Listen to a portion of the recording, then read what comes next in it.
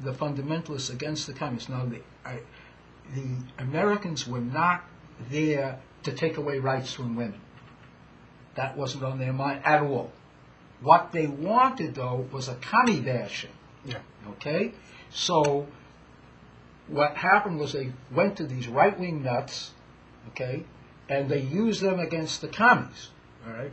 Now, the problem with that is when you take a right-wing nut and you put him into a religious fanatic into power, you think I'm using him.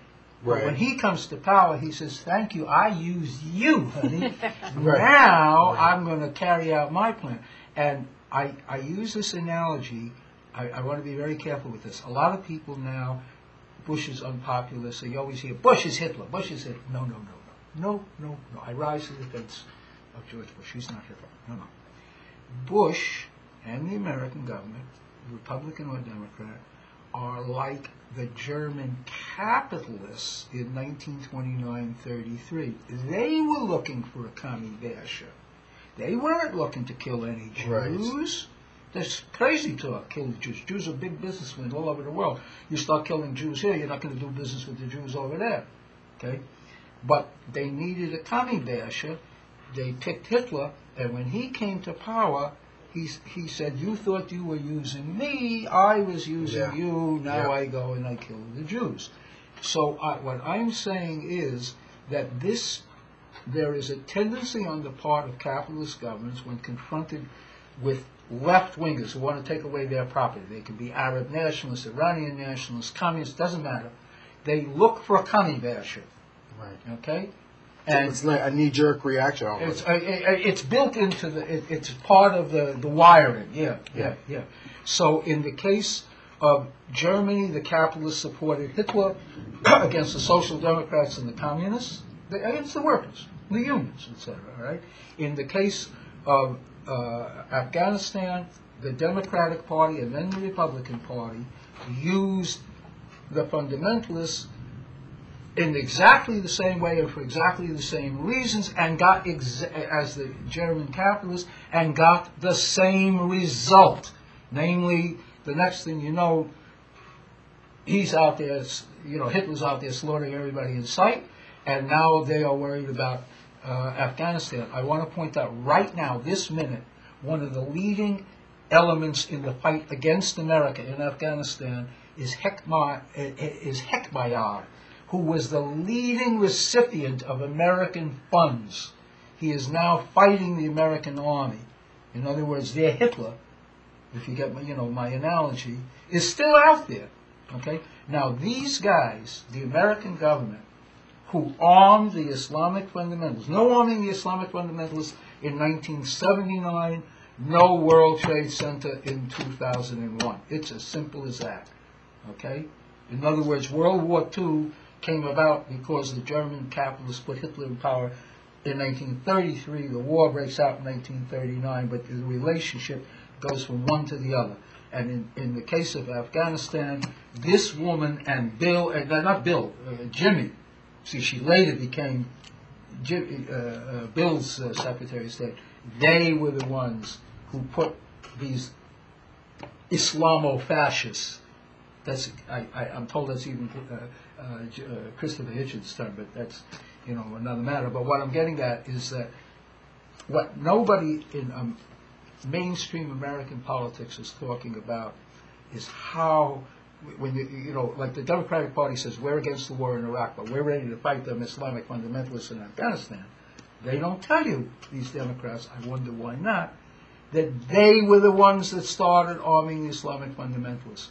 In other words, the guys that got us into the jam have the audacity to come out and say, "Listen, hey, you want to solve the problem, you get the guys who got us into the problem."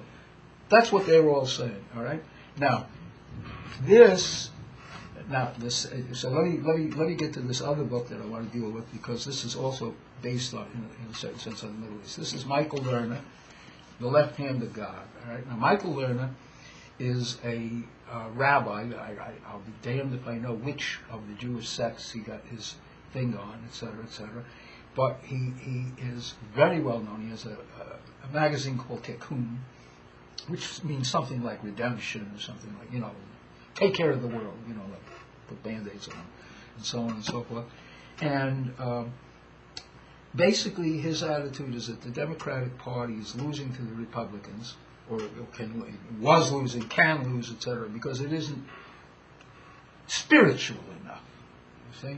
And it doesn't matter, all you lefties and you atheists, etc., you don't understand it. I mean, the right wing understands the American people believe in spirituality, and you got to get along and go along, etc., etc.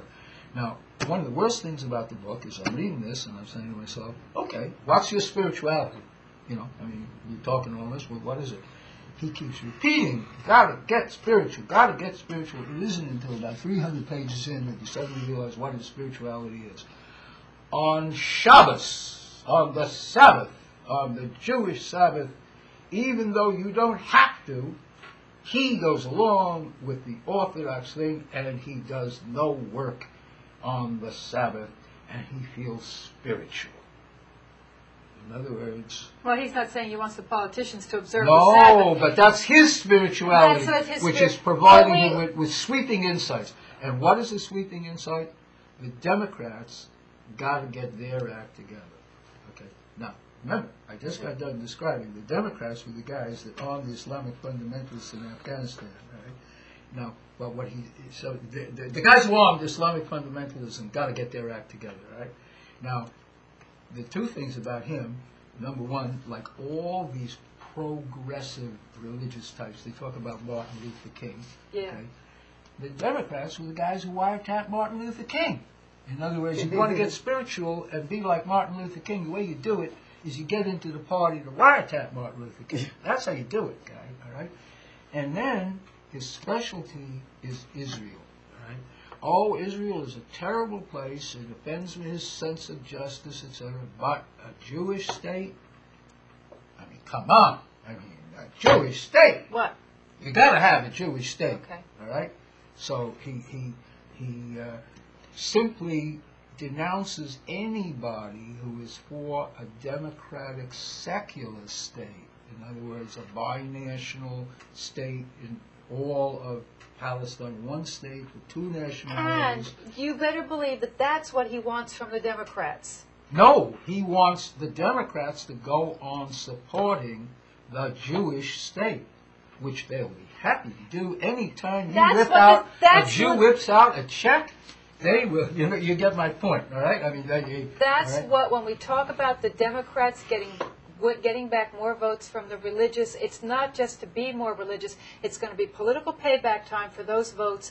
And what is that political payback going to be? All right, now, here's the point. In the payback is, of course, the United States arms Israel and funds Israel to about $3 billion every year. Exactly. All right, rough figure. Part of it. Now, but I want to add something to it, and this is why I wrote this article. This is from the 28th. This is yesterday's paper. The U.S. have to offer huge arms deal to Saudi Arabia, $20 billion. Okay? Now, this ain't the first time the United States has armed Saudi Arabia. No. It's armed to the teeth. Okay? Saudi Arabia is the world's most theocratic state, the most oppressive of women. I mean, you can't name a crime that they aren't committing right at this very minute. Right. In the name of their religion. In the name of their religion, right. All right. Jesus freak Bush wants to give $20 billion more to Mohammed freak Saudi, if you follow me, all right? So, Now, they, Not give. We're going to get $20 billion. Well, yeah, I mean, sell arms. All right, Yeah. Now understand something. Saudi Arabia is so dictatorial that it has an army, and then it has an army to watch the army. Okay? So, now I don't know whether the $20 billion goes to the army or the army that watches the army, etc. My point is this. Never mind that we're atheists. We are atheists here. Okay? But out there, you folks out there, some of you atheists, some of you not. All right? Are you in favor of arming the world's most repressive religious